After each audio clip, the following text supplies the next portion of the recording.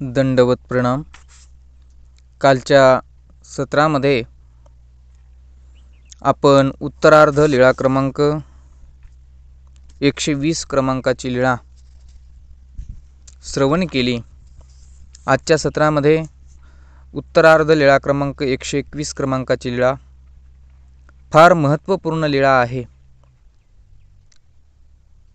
ब्रह्मांड नायक परब्रह्म परमेश्वर अवतार सर्वज्ञ श्री चक्रधर प्रभू भगवंत या लीळेमध्ये महादायसांना निमित्त करून संपूर्ण जीवजाती मात्रांना एक संदेश, एक उपदेश करतात। गहन असं तत्वज्ञान या ठिकाणी निरूपण करतात। ते आपल्याला आत्मसात या ठिकाणी करायचं आहे। तर आपण आपल्या यूट्यूबच्या माध्यमातून श्रवण करत असणाऱ्या या पोथी प्रवचनाला आपण सुरुवात करूयात। दंडवत हो महादायसा निरय निरूपण। महादायसांना सर्वज्ञ श्री चक्रधर प्रभू भगवंतांनी निरय म्हणजे नरकाविषयी माहिती सांगितली। का सांगितली, कशी सांगितली, सविस्तरपणे आपण श्रवण करूयात। महादायसी पुराणी 84 नरक ऐकिले। महादायसा ह्या पुराण श्रवण करण्याकरता जात असायच्या, पुराण ऐकायच्या, पुराणिक ग्रंथ ऐकायच्या, पुराणिक कथा ऐकायच्या। आणि कथेमध्ये असा एक उल्लेख आला होता आणि अशा प्रकारचं त्यांनी ऐकलेलं होतं की 84 लक्ष नरक आहेत असं त्याच्यामध्ये कथेमध्ये उल्लेख होता। मग त्या पुराण ऐकून स्वामींकडे येतात आणि आल्याच्या नंतर स्वामींना विचारतात, मग गोसाविया ते पुशिले जी जी पुराणी 84 नरक बोली जती हे साचजी। देवाजवळ येतात आणि आल्याच्या नंतर देवाला म्हणतात, देवा पुराणिक ग्रंथामध्ये, पुराणिक कथेमध्ये असं म्हणतात की 84 लक्ष नरक आहेत, तर ते खरं आहे का हो, असा विचारणा त्या ठिकाणी महादायसा सर्वज्ञ श्री चक्रधर प्रभू भगवंतांना करतात। आणि महादायसांच्या प्रश्नावरती प्रत्युत्तर देत सर्वज्ञ श्री चक्रधर प्रभू भगवंत प्रत्युत्तर देतात, सर्वज्ञे म्हणितले साच बाई। स्वामी म्हणतात, हो बरोबर आहे, ते खरंच आहे असं भगवंत त्या ठिकाणी निरूपण करतात। येथोनी निरय निरूपी जती मा देह धरी ऐसा कवनू असे। भगवंत पुढे सांगतात, बाई पुराणे ग्रंथामध्ये तुम्ही ऐकलं तेही साच आहे। जर आम्ही नरक सांगायला लागले, आम्ही जर नरकाचं विश्लेषण करून जर तुम्हाला सांगितलं, तर येथूनी निरूपी जती मा देह धरी ऐसा कवनू असे, म्हणजे आम्ही जर नरक निरूपण केले तर देहधरी असा कुणीही नाही। निरूपण केल्यानंतर मूर्छित पडेल एखादा व्यक्ती, इतके भयानक, इतके डेंजर अशा प्रकारचे ते नरक आहेत। नरक ऐकताच क्षणी या देहातील जीवात्मा आपोआप निघून जाईल, इतके भयानक भयभीत नरक आहेत। आणि असं म्हणून आम्ही जर निरूपण करायला लागलं तर देहधरी ऐसा कवून असे असा कुणीही नाही असं भगवंत महादायसांना सांगतात। आणि मग भगवंत असं सांगतात की देह धरेल असा कुणीही नाही। देवे विन ऐसी दुःखे असती, देवाविना अशी दुःख आहेत असं भगवंत पुढे निरूपण करतात महादायसांना। बाई असी पत्र खांडियाचे धारे ऐसी वृक्षाची पाने। आणि मग सर्वज्ञ श्री चक्रधर प्रभू भगवंत महादायसांना नरक कसे असतात हे निरूपण करतात बरं का। देव म्हणतात, असी पत्र नावाचे नरक स्वामी या ठिकाणी निरूपण करत आहेत। भगवंत सांगतात, असी पत्र खांडियाचे धारे ऐसी वृक्षाची पाने। असी पत्र नावाचा एक वृक्ष आहे आणि असी पत्र नावाच्या वृक्षाला खांडियाची धारे ऐसी वृक्षाची पाने। असी पत्र नावाचा वृक्ष आणि त्या वृक्षाला जणू काही तलवारीच्या धारी, तलवार जशी असते आणि तलवारीला धार असते, त्या धारीप्रमाणे त्या झाडाचे, त्या वृक्षाचे पानं आहेत, असीपत्र नावाच्या वृक्षाचे. आणि मग त्या वृक्षाची इतकी भयानक पानं, आणि त्या पानावरती देवता हाती पायी धरुणी तयावरी घालिती, आणि देवता ज्या आहेत या हात पाय या जीवात्म्याचे पकडतात आणि मग त्या वृक्षाच्या शेंड्यावरती टोकाला टाकून देतात. आता लक्षात घ्या, हा जीवात्मा कुकर्म केल्यानंतर पापास्तव नरक होतात असं म्हटलेलं आहे स्वामींनी. आणि या जीवात्म्याने पाप केल्यामुळे अशा प्रकारचे नरक या जीवात्म्याला भोगवले जातात. असीपत्र नावाचा जो नरक आहे तो नरक या ठिकाणी परमेश्वर सांगत आहेत. आणि सांगत असताना धारधार त्या वृक्षाची पानं आणि त्या पानावरती हातपाये पकडून या जीवात्म्याला वरती टाकल्या जातं. आणि त्या वृक्षाच्या शेंड्यावरती टाकल्यानंतर हा जीवात्मा छिन्न भिछिन्न होऊन, तुकडे तुकडे होऊन परत खाली पडतो. चहुनी खाली पडती, चहुनी खाली म्हणजे तुकडे तुकडे होऊन, छिन्न भिछिन्न होऊन तो जीवात्मा खाली पडतो. मागुते घाली जती, परत त्या देवता त्यांच्या सामर्थ्याने त्याचे काही, ज्या जीवाचे जे काही तुकडे तुकडे झालेले आहेत, त्या देवतेच्या सामर्थ्याने ते देवता परत जोडतात. आणि जोडून त्या जीवात्म्याचे परत हातपाय धरून परत त्या वृक्षाच्या टोकावरती नेऊन टाकतात. मग असं टाकल्याच्या नंतर परत तुकडे तुकडे तुकडे होऊन, छिन्न बिछिन्न होऊन तो जीवात्मा परत खाली पडतो. आणि परत मग त्या देवता सामर्थ्याने जोडतात, परत वरी टाकतात. अशा पद्धतीने एक नाही, दोन नाही, तीन नाही, तर अवघे 12 वर्ष अशा पद्धतीचे नरक या जीवात्म्याला भोगवले जातात. ऐसे असीपत्र, अशा प्रकारचं असीपत्र नावाचं हे नरक आहे असं सर्वज्ञ श्री चक्रधर प्रभू भगवंत महादायसांना सांगतात. आणि मग सर्वज्ञ श्री चक्रधर प्रभू भगवंत सांगतात की ऐसे असीपत्र गा, म्हणजे महादायसांना म्हणतात की अशा पद्धतीने असीपत्र नावाचं नरक या जीवात्म्याकडून भोगवून घेतलं जातं. त्याच्या कुकर्मानुसार, त्याच्या पापकर्मानुसार, त्याच्या पाप केल्यामुळे अशा प्रकारचे नरक देवता आणि एम लोक या जीवात्म्याकडून भोगून घेतात. हा झाला एक प्रकारचा नरक. परंतु दुसरा एक नरक स्वामी सांगतात परत याच्यामध्येच, लोहाचा कुंभ, याला कुंभपाक असं म्हणतात या नरकाला. आणि कुंभपाकाचं नरक आहे. ह्या नरकामध्ये कसं सांगतात पहा स्वामी, लोहाचा कुंभ तळी अग्नी जळे तयांतू घाली जती वरी पर्वता येसने झाकणे ठेवी जती. लोहाचा कुंभ म्हणजे या जीवात्म्याला फारसा मोठा लोहाचा कुंभ असतो. कुंभ म्हणजे डेरा. आणि त्या डेऱ्यामध्ये या जीवात्म्याला टाकलं जातं. परंतु त्या अगोदर तो डेरा इतका तापवलेला असतो की लाल बुंद केलेला डेरा, त्या डेऱ्याच्या खाली इतका भयानक अग्नी अशा प्रकारचा पेटवलेला असतो की ज्याप्रमाणे आता तुम्ही पाहता की दगडी कोळसा असतो, त्या कोळशाचा अग्नी कसा भयंकर असतो पहा, लाल भडक, त्या पद्धतीने तसा अग्नी या कुंभाच्या खाली म्हणजे त्या माठाच्या खाली लावलेला असतो. आणि तयांतो घाली जाती म्हणजे त्या डेऱ्यामध्ये, तापलेल्या डेऱ्यामध्ये या जीवात्म्याला टाकलं जातं. वरी पर्वता येसने झांकणे ठेवी जती. आणि मग या जीवात्म्याच्या त्या डेऱ्यामध्ये टाकल्याच्या नंतर त्याच्यावरती पर्वता येसने म्हणजे पर्वता इतकं झाकण ठेवतात. का ठेवतात याचं कारण असं आहे, जेव्हा हा जीवात्मा यातना देह भोगतो, म्हणजे हे यातना देह आहे बरं का, लक्षात घ्या. पाठीमागं सुद्धा आपण पाहिलं की देवता काय करतात, असीपत्रावरती टाकत असताना त्याच्या हात आणि पाय पकडतात आणि मग त्या वृक्षाच्या वरी टाकतात. याला एक देह दिला जातं यातना भोगून घेण्याकरता, दुःख भोगून घेण्याकरता, नरक भोगवण्याकरता. या जीवात्म्याला मेल्याच्या नंतर पाप केलेल्या जीवात्म्याला तो देह दिला जातं. त्या देहाचा विकास इतका मोठा आहे की ते देह 1-2 फूट नाही किंवा 5-6 फूट नाही, तर 5000 फुटाचं देह दिलं जातं या जीवात्म्याला. इतका मोठा त्या देहाचा विकास आहे. आणि म्हणून 5000 फुटाचं देह त्या माठ सुद्धा फार मोठा असतो.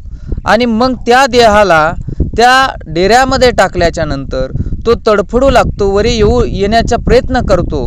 आणि म्हणून त्याला ते झाकण निघावं नाही याकरता पर्वता येसने झांकणे, म्हणजे त्या डेऱ्यामध्ये टाकल्यानंतर पर्वता इतकं मोठं झाकण वरती ठेवल्या जातं. पहा, लक्षात घ्या. कदाचित नावे एक उघडीती, मग ते जे काही अशा प्रकारचं दुःख त्या जीवात्म्याकडून भोगून घेणारे देवता आहेत, यम आहेत, ते कदाचित मजा पाहण्याकरता इतक्या दिवस फार पाप करून मजा घेतली ना मृत्यू लोकामध्ये, मग मजा पाहण्याकरता ते सुद्धा उघडून कधी मधी पाहतात कसं काय चाललंय, याचं कशा प्रकारे तडफडतोय हे पाहण्याकरता ते झाकण उघडून पाहतात. तव अवघे डोया काढू काढू निगती, आणि मग ते जीवात्मा मध्ये लाही झालेले असतात. साधारण लक्षात घ्या, उदाहरणार्थामध्ये एखाद्या विस्तवाची ऊब जर या जीवात्म्याला लागली, या देहाला लागली, तर किती यातना होतात, किती दुःख होतो. तर या ठिकाणी तर त्या माठाच्या खाली अग्नी दिलेला आहे आणि त्यामध्ये या जीवात्म्याला टाकलेला आहे. आणि मग वरून परत पर्वता इतकं झाकण मोठं ठेवलेलं आहे. मग काय होत असेल याची अवस्था आपण विचार केला पाहिजे. लक्षात घ्या, अवघे डोया काढू काढू निघती, म्हणजे जेव्हा ते मजा पाहण्याकरता ते यमलोक त्याचं झाकण काढतात, काढल्याच्या नंतर हा वरी येऊ पाहतो आणि लगेच डोके काढू काढू बाहेर निघण्याचा प्रयत्न करतात. कपाळावरी मुदगलाचा घाव देती, लगेच मग वरे डोकं काढलं की त्यांच्या हातामध्ये मुदगल असतं आणि त्या मुदगलाचा घाव त्याच्या कपाळावरती त्या देतात. आणि वरी मागुते झांकणे ठेविती, परत लगेच मुदगलाचा घाव दिला की ते परत मधी जातात. मग मधी गेल्यामुळे परत ते जे काही पर्वता इतकं झाकण आहे ते झाकण वरती ठेवून देतात. अशा प्रकारे 12 वर्ष या जीवात्म्याकडून नरक भोगून घेतले जातात.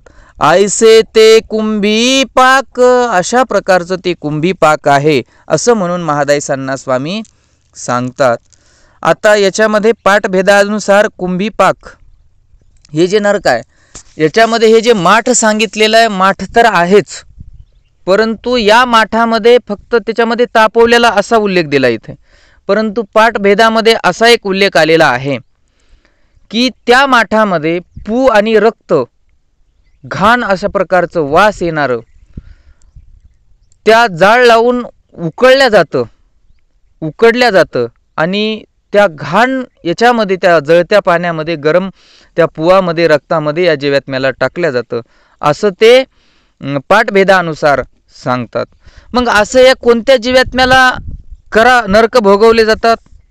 लक्षात घ्या, कुकर्म केलेल्या जीवात्म्याला, पाप कर्म केलेल्या जीवात्म्याला, अहंकाराने जडलेल्या जीवात्म्याला, जो जीवात्मा आपल्याला वाटतं शुल्क आहे, एखाद्या संतांना बोलणं शुल्क आहे, एखाद्या मठाधिपत्याला बोलणं शुल्क आहे, एखाद्या वासनिकांना एखादा अपशब्द बोलणं शुल्क आहे असं वाटतं आपल्याला, परंतु आपला थेंबाथेंबाने आपल्या अशा प्रकारे नरकाची माठं भरत असतात. आणि म्हणून लक्षात घ्या, कुकर्म करणे म्हणजे लुबाडणे, कुकर्म करणं म्हणजे हिंसा करणे, कुकर्म करणं म्हणजे हिंसा आता अनेक प्रकारची आहे. अंतकरण दुखवल्याने सुद्धा हिंसा होते. पिंड हनन केले या ब्रह्मांड हनन केले जैसे होय.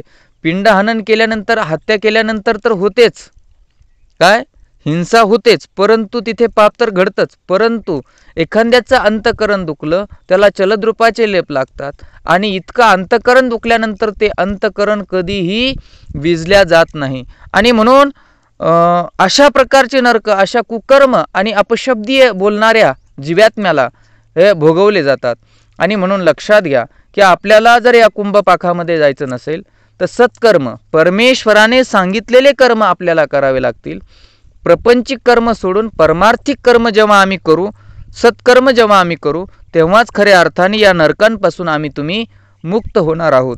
परमेश्वराने सांगितलेलं आहे अनुसरणाकरता, परमेश्वराने सांगितलेलं आहे अखोरी आबुटी जीवन मला अर्पण कर, परंतु हा जीवात्मा आपल्या स्वार्थाकरता अनेकांचे मन दुखवतो, अनेक प्रकारची हिंसा करतो आणि हिंसा करून कुंभपाकामध्ये जाण्याचा हा भागीदार ठरतो. म्हणून जर या कुंभपाकामध्ये जर तुम्हाला भाजायचं नसेल, उकडायचं नसेल, तर मग सत्कर्म तुम्ही कराल अशी अपेक्षा आहे. आणि अशा पद्धतीने पुढील एक प्रकार सर्वज्ञ श्री चक्रधर प्रभू भगवंत सांगतात. नरकाचे 2 प्रकार तर स्वामी सांगितले, अशिपाक वृक्ष, अशिपत्र वृक्ष आणि कुंभ, लोहाचा कुंभ म्हणजे कुंभपाक, 2 प्रकार सांगितले. त्यामध्ये तिसरा एक प्रकार स्वामी महादायसांना सांगतात. खंदिरा इंगळ अव्हा चौरस बरवा गावा 12 गावाचे निमाने ढसढसीत खैराचे इंगळ नेऊनी तयामध्ये घाली जती. खैरा इंगळाचं नरक स्वामी सांगतात. स्वामी सांगतात खैरा इंगळ म्हणजे विस्तव. खैर माहिती आहे तुम्हाला, खैर म्हणजे वृक्ष असतो, त्याचं लाकूड असतो. घरामध्ये मुसळ असेल, मुसळ म्हणजे खलबतामध्ये वाटण करण्याचा जो मुसळ आहे, पूर्वीच्या काळामध्ये असायचे, आताच्या काळामध्ये आहेत किंवा नाही. उखळामध्ये मुसळ असायचं, ज्यामध्ये गोपालकृष्ण भगवंताला उखळाला बांधलं होतं. त्यामध्ये मुसळ जो होता तो खैराचा म्हणजे खैराच्या लाकडाचा तो मुसळ असतो. आणि त्या खैराच्याच लाकडाचा इंगळ म्हणजे मुसळ का केला जातो खैराच्या लाकडाचा, दुसऱ्या लाकडाचा का केला जात नाही? याला कारण असं आहे की खैराचं लाकूड हे चिकन असतं, मजबूत असतं. आणि मग मजबूत लाकडाचा विस्तव सुद्धा मजबूतच राहतो. आणि म्हणून खैरा इंगळ म्हणजे विस्तव. अव्वा चौरस 12 गावाचे नी नामे ढसढसीत खैराचे इंगळ. 12 गावाचे नी माने ढसढसीत खैराचे इंगळ. 12 गावाचे नी माने म्हणजे काय? तर उदाहरणार्थात एक गाव म्हणजे 4 कोस. 4 कोस म्हणजे 12 किलोमीटर. आता इथे 12 गाव म्हटल्यानंतर 144 किलोमीटर अंतर धरल्या जातं प्रतिसेंट्रिक 144. मग 144 इतकं, एवढे 144 किलोमीटर अंतरा इतका जो एरिया आहे, त्या एरियामध्ये खैराचे इंगळ म्हणजे विस्तव तयार केलेला आहे, टाकलेला आहे. भयानक विस्तव तयार केलेला आहे तो. आणि त्या इंगळावरती या जीवात्म्याला नेऊनी तयामध्ये घाली जती, या जीवाला त्याच्यामध्ये टाकल्या जातं. कसकस करी एकू अंगू जळे मग येरी वाणी उलथे. आणि मग आता हा 5000 फुटाचा देह आहे. मग याला काय करतात? त्या विस्तवामध्ये टाकल्याच्या नंतर तो अशा पद्धतीने भाजल्या जातो, अशा पद्धतीने करपल्या जातो की फार आगळ्या वेगळ्या पद्धतीने तो करपल्या जातो. ज्याप्रमाणे आपण एखाद्या तव्यावरती चपाती किंवा भाकर टाकली, एकीकडल्या बाजूने भाजून करपून झाल्यानंतर मग दुसरी बाजू कशी पलटितो ना, त्या पद्धतीने त्या देवता त्या विस्तवामध्ये या जीवात्म्याला उलथितात. एकीकडली बाजू भाजून करपून निघाली की मग दुसरी बाजू पलटून टाकतात. तव ते कसकस करी जळे तव येर अंग सांधे.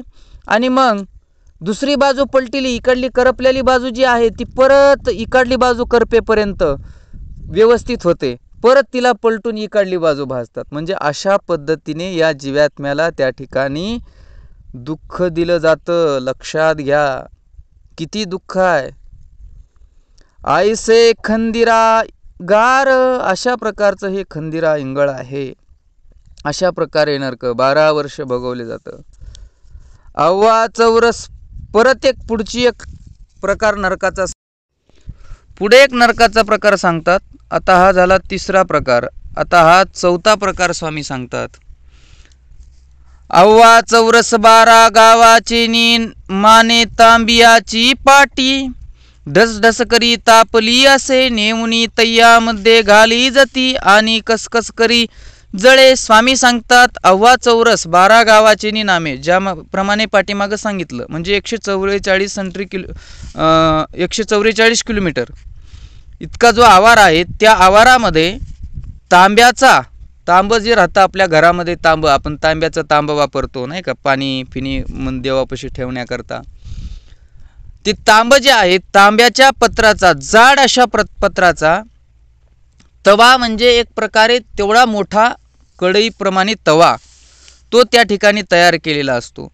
आणि तो तवा त्याच्या खाली अग्नी लावून इतका तापवलेला असतो ना, की भयानक तापवलेला असतो. इथे तांब्याचाच का उपयोग केला असावा त्यांनी, की इथे तांब्याचा उपयोग याकरता केला की तांब अगोदरच लाल असतं, त्याला तापवल्यानंतर कितीक लाल दिसेल. कारण त्यांचं काम काय आहे, या जीवात्म्याला घाबरवायचं, या जीवात्म्याला लाही लाही करून टाकायचं, इतकं घाबरवायचं, इतका त्रास द्यायचा. त्यांचं कामच इतकं आहे, फक्त त्रास देणे. मग ते लाल आणखीन इतकं तापवल्यानंतर लाल दिसतं, आणि म्हणून तांब्याचा वापर त्या ठिकाणी केला जातो.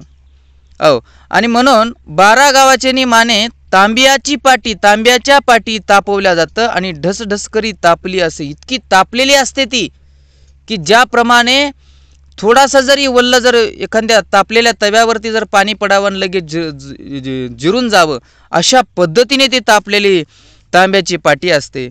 आणि नेऊनी तयामध्ये घाली जाती, त्याच्यामध्ये या जीवात्म्याला टाकलं जातं. आणि कसकस करी जळे, मग तो जीवात्मा लगेच जळू लागतो, ज्याप्रमाणे आता वल्ला असतो देह, जळू लागतो. आणि येरी वाहनी उलते, जशी चपाती किंवा भाकर आपण उलथून टाकतो तशा पद्धतीने मग त्याला उलथून टाकतात. तव येर अंग सावध होय, मग दुसरं जे अंग आहे ते अंग सावध होतं. आणि मग सावध म्हणजे चांगलं होतं. जिकडली बाजू करपलेली आहे त्याला परत वरती केलं की इकडली भाजेपर्यंत परत इकडली चांगली होते. आणि म्हणून ऐसे ते ताम्रपुष्ट, हे ताम्रपुष्ट नावाचं नरक, अशा प्रकारे त्या तांब्याच्या भांड्यावरती इतकं तापवलं जातं, इकून इकडं पलटी मारू.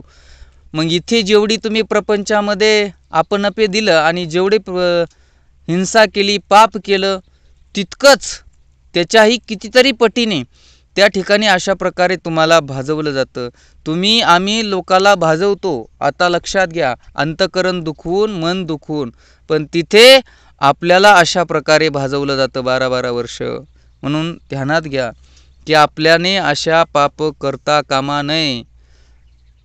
असं एक प्रकारचं नरक. पुढील एक प्रकार आहे, तेही सविस्तरपणे आपण पाहूयात. आता आपण 4 प्रकारचे पाहिले, ताम्रपुष्ट सुद्धा पाहिलं. आता हा जो 5वा प्रकार आहे, तेल्लेपाक नावाचा हा नरक आहे. तेल्लेपाक तो लोखंडाचा तेलतावा, तळी आगी जळतासे, सांडसे करुनी तयांतू घाली जती, कसकस करी आग जळे. आणि मग तेल्लेपाक नावाचा हा एक प्रकारचा तवा आहे लोखंडाचा, आणि त्याच्यामध्ये तेल, ज्याप्रमाणे भजे भाजले जातात, तळले जातात, त्या पद्धतीने याला तळल्या जातं. तिथे कशा पद्धतीने, त्या जीवात्म्याला सांडशीने पकडतात आणि त्या तेलपाकामध्ये घालतात, आणि मग तो इतक्या प्रकारे असा तळून निघतो, एकदम भाजून निघतो. मग त्याला उलथितात परत, जसे आपण वडापाव भजे तळताना जशी पलटी मारतो ना, कच्चे राहू नये म्हणून, त्या पद्धतीने या जीवात्म्याला सुद्धा उलथलं जातं. तव येर अंग सांधे, मग वरची बाजू जी आहे ती व्यवस्थित होते, चांगली होते. जी तरी तयाची देह जाती ना, मग नाही सॉरी बरं का. तव येर अंग साधे ऐसे ते तेल्लेपाक, स्वामी सांगतात की अशा प्रकारचं ते तेल्लेपाक, त्याच्यामध्ये सुद्धा अशा प्रकारे 12 वर्ष भोगवलं जातं. मग एकी घडी योगासनी होय, ऐसे योग्य जाती बाई. आणि मग स्वामी पुढे सांगतात, महादाईसांना म्हणतात, बाई त्या जीवात्म्याला एक घडी म्हणजे एका युगासारखी जाते. आता काही लोकांना वाटतं की मी जर गेलो तर माझ्या पाठीमागचं कसं होईल. लक्षात घ्या, म्हणजे इथं वेळ वाचवायचा प्रयत्न करतात. परमार्थ करा म्हणलं, स्मरण करावा, देवदर्शनाला जावा, स्थानवंदन करण्याकरता जावा, याकरता जा म्हणलं ना की लगेच ते म्हणतात, नाही आम्हाला फारसं काम आहे, आम्हाला फवारणी करायची आहे, गबाळ काढायचं आहे, मग तिथे पाप करण्याकरता त्यांना टाईम असतो. मग ते पाप केल्याने, ते कर्म केल्याने यांना अशा प्रकारच्या नरकामध्ये जावं लागतं. आणि परमार्थ केल्याने, स्थानवंदन केल्याने, अनुसरण घेतल्याने, स्मरण केल्याने परमेश्वराच्या शाश्वत पदाला जाणार आहे. पण या जीवात्म्याला पटत नाही. तिथे पहा, इथे आपल्याला वेळ कमी पडतो ना, नाही नाही बाबा आम्हाला वेळच मिळत नाही, आम्हाला जॉब असतो, सकाळी उठल्यानंतर पाणी बारे द्यायला जावं लागतं, अनेक प्रकारचे ते आम्हाला अशा प्रकारे सांगतात. पोथी ऐकायला सुद्धा वेळ मिळत नाही, काय करावं, फारसे कामं असतात, नाही का. मग स्वामी म्हणतात तिथं ना, एक बार तिथं गेलं ना, एक युग तुम्ही म्हणता वेळ जाऊ दे, कधी निघून जाईल माझा हा काळ, पण तिथे काळ निघत नाही. एक घडी एका युगाप्रमाणे वाटते त्या ठिकाणी. असं आहे, जेची केले कर्म तेची भोग आले. जसे तुम्ही इथं वेळ मागत होतात ना, मग तिथं वेळ भरपूर दिला जातो तुम्हाला. मग आता तो वेळ भोगायचा आहे का या वेळामध्येच सावध होऊन परमार्थ करून आपलं शाश्वत पद प्राप्त करून घेऊन या संस्कृती भ्रमणापासून मुक्त व्हायचं आहे, हे तुम्ही ठरवा. असं भगवंत सांगतात की एक घडी म्हणजे एका युगासारखी जाते. ऐसे युगे जाती बाई, अशा प्रकारे युग जातात.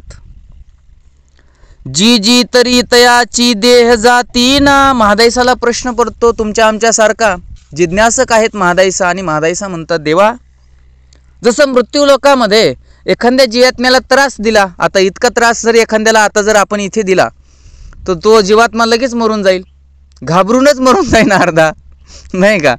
तर तसं महादाईसांना प्रश्न पडतो की देवा, मग इतका त्रास ते जर देतात त्याला, मग त्याचं देह का जात नाही, त्याच्यामधला जीवात्मा का निघून जात नाही, मरत का नाही, मृत्यू